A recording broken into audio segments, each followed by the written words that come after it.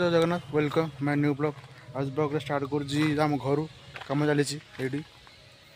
देखिपे मो पछ गोटे मंदिर देखुं से महादेव मंदिर।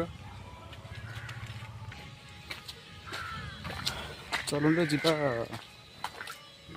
आग मंदिर आजे ये आम दादा बड़ा बापा घर अच्छे आम तैयारी हो घर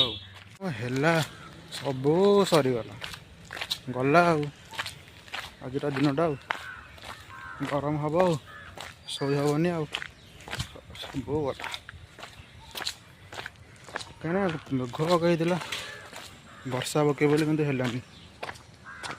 देखो पछपट से इवनिंग टाइम रे आम गाँ मार्केट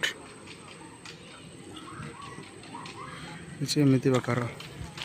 कौन कर बस पकलानी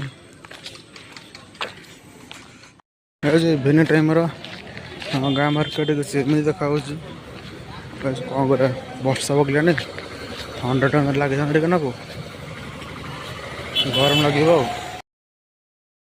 वीडियो लाइक करेंगे शेयर करेंगे चैनल को सब्सक्राइब करेंगे पुणी देखा नुआ ब्यूटीफुल ब्लॉग बाय।